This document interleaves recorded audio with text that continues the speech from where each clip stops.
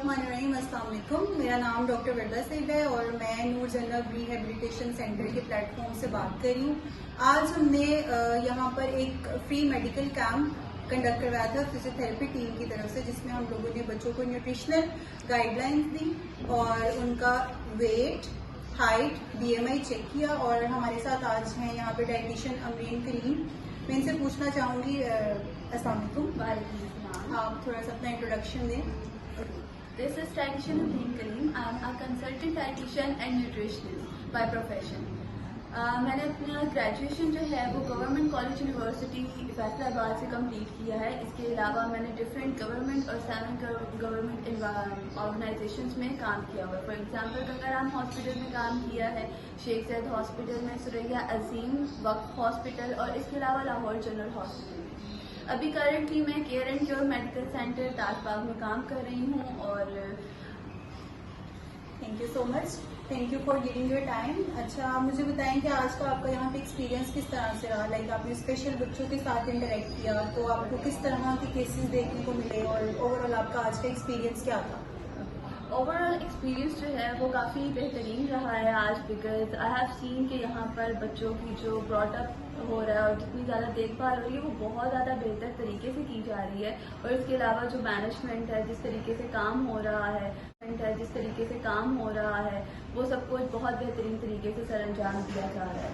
इसके अलावा बच्चों की जो लर्निंग पॉइंट ऑफ व्यू है उसके ऊपर बहुत ज़्यादा काम किया जा रहा है, क्योंकि बिकॉज ये सब स्पेशल किड्स होते हैं, स्पेशल चाइल्ड होते हैं, जिनकी लर्निंग बिहेवियर्स जो हैं वो बहुत ज़्यादा कॉम्प्रोमाइज हुए होते हैं। So what I have seen here कि उनके लर्निंग बिहेवियर्स बहुत ज़्यादा इम्प्रूव थे। एज मैंने उनके पेरेंट्स से भी बात की है तो उनका भी यही कहना था कि पहले जो है उनके बिहेवियर्स बहुत ही ज़्यादा जो है ना वो कॉम्प्रोमाइज थे, अब उनकी काफ़ी ज़्यादा इम्प्रूवमेंट है, लर्निंग बिहेवियर में काफ़ी ज़्यादा इम्प्रूवमेंट है। Thank you.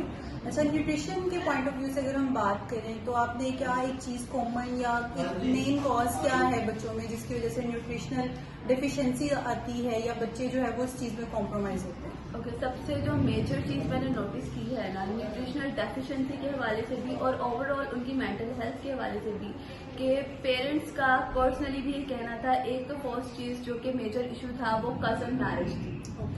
कि कज़न मैरिजेस का जो नतीजा था, क्योंकि हमें सबको पता है कि कज़न मैरिजेस से जो है ना डिसऑर्डर्स जो है वो डेवलप होते हैं फर्दर जनरेशन में। इसके अलावा उनको जो स्क्रीन का यूजेज था, मैक्सिमम बच्चों का स्क्रीन यूजेज जो है वो बहुत ज़्यादा था।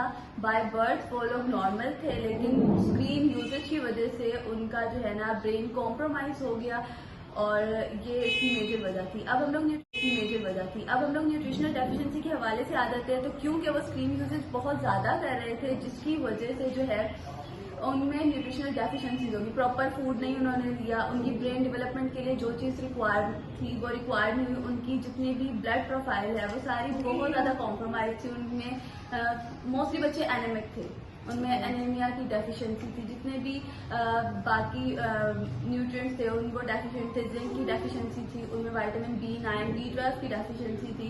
तो उनकी न्यूट्रिशनल नीड ऑब्वियसली जब वो स्क्रीन टाइम ज़्यादा यूज़ करते हैं, प्रॉपर फूड के ऊपर जो है वो फोकस नहीं करते, तो उनकी जो मेंटल डिसेबिलिटीज़ होती हैं वो ज़्यादा जो है ना ग्रो करके आपके सामने आती हैं। थैंक यू सो मच, आपने बहुत अच्छे से एक्सप्लेन किया। अच्छा, मुझे ये बताएं कि आपने यहाँ पे मेल और फीमेल दोनों जो है वो बच्चे देखे हैं, तो आपको क्या लगता है रेशो ज़्यादा किस में है? मतलब मैल नरिश बच्चे ज़्यादा फीमेल हैं या मेल हैं? ओके, फीमेल और मेल दोनों इक्वली मैल नरिश थे, लेकिन अगर दोनों की रेशो देखी जाए तो फीमेल ज़्यादा मैल नरिश थी। उसका मेजर रीज़न ये था कि फीमेल्स, आपको पता है कि वो थोड़ी सी वीक होती हैं, उनका मसल मास कम होता है और दूसरा उनके हार्मोन्स जो है वो बहुत ज़्यादा मैटर करते हैं उनकी बॉडी में। तो नॉर्मली फीमेल्स का क्या होता है कि वो प्रॉपर अपनी डाइट लेती नहीं है। जो मेल्स होते हैं ना उनके मसल्स में भी स्टोर्स होते हैं, न्यूट्रिएंट्स के स्टोर्स होते हैं जो कहीं ना कहीं आपस में जो है ना वो कॉम्प्रोमाइज कर लेते हैं, अपनी डेली नीड के साथ वो चलते रहते हैं। लेकिन फीमेल्स में क्या होता है, मसल मास भी कम होता है, तो उनके जो विटामिन्स मिनरल्स के स्टोर्स होते हैं वो कम होते हैं यूजुअली। तो जब वो प्रॉपर डाइट नहीं लेती तो उसकी वजह से जो है ना उनकी डेफिशिएंसीज के चांसेस जो है ना वो बढ़ जाते हैं। फिर आगे क्योंकि फीमेल्स ने फर्दर अपनी जनरेशन भी चलानी होती है, तो वो इस लिहाज से बॉडीली वो वीक होती है, उनको अपनी न्यूट्रिशन के ऊपर ज़्यादा फोकस करना चाहिए बचपन से। ठीक है। अच्छा, आप मुझे बताएं कि अगर आप ओवरऑल एक सजेशन दें या एज अ डाइटिशियन अगर आप कुछ गाइड करना चाहें पेरेंट्स को भी जो मेनली स्पेशल बच्चे हैं, तो किस तरह से जो है हम उनकी डाइट इंप्रूव कर सकते हैं या क्या गाइडलाइंस हम पेरेंट्स को दे सकते हैं? सबसे पहली गाइडलाइन तो ये है कि आप लोग जब भी कजन मैरिजेस करते हो ना, तो कजन मैरिजेस आपको पहले अपने टेस्ट परफॉर्म करवा लेने चाहिए, क्योंकि सबसे ज्यादा मेजर कोर्स इस चीज का ये होता है कि आप कजन मैरिज करते हो। अगर आप कर रहे हो तो उससे पहले आप टेस्ट करवा लो। दूसरी चीज ये कि बच्चों का स्क्रीन टाइम कम कर दो। 1 घंटा 2 घंटा इनफ होता है, इससे ज्यादा मेरा नहीं ख्याल कि 1 घंटे से ज्यादा आपको स्क्रीन टाइम उनको देना चाहिए, क्योंकि जब आप इससे ज्यादा बढ़ा देते हो ना तो वो अडिक्ट हो जाते हैं, फिर वो आपसे मांगते हैं वो चीज। जब वो आपसे चीज मांगते हैं तो फिर वो आपसे जिद भी करते हैं, तो वो काफी ज्यादा प्रॉब्लमेटिक हो जाता है। तो स्क्रीन टाइम कम कर दे। बाकी ये कि उनको उनकी इंटरेस्ट की फूड दे। जब आप उनको उनके इंटरेस्ट की फूड नहीं देते, ब्लैंक सी फूड बच्चों के सामने आप रोटी या चावल बिल्कुल ब्लैंक से कलर के होते हैं ना, वो ला के रखते, वो नहीं खाते। तो उनको थोड़ा फूड इंटरेस्टिंग बना के दे, शेक्स बना दे। रोटी अगर बना रहे तो उसकी शेक्स बना दे, ठीक है। आप उसमें फूड कलर जो कि ऑर्गेनिक फूड कलर्स होते हैं वो ऐड करें, ताकि थोड़ी एक्साइटिंग सी लगे, फूड इंटरेस्टिंग लगे, बच्चे खुद उस कैची सी लगे, ताकि बच्चे खुद उसकी तरफ जो है ना वो जाए। तो ये चीज होती है। बाकी मीठा जो है ना, शुगर कम, बहुत कम। बच्चों में जो है ना, बच्चों में क्या एडल्ट्स में भी मीठा जो है ना वो आपके ब्रेन के लिए जहर होता है। तो बच्चों में जो है ना स्पेसिफिकली मीठे की मिकदार जो है ना वो कम रखें, क्योंकि मीठा जो है ना वो आपकी ब्रेन हेल्थ के लिए बहुत बुरा होता है। ठीक है, thank you so much for giving your time and giving valuable information. इंशाल्लाह हम फिर मिलेंगे नेक्स्ट वीडियो में। अल्लाह हाफ़िज़।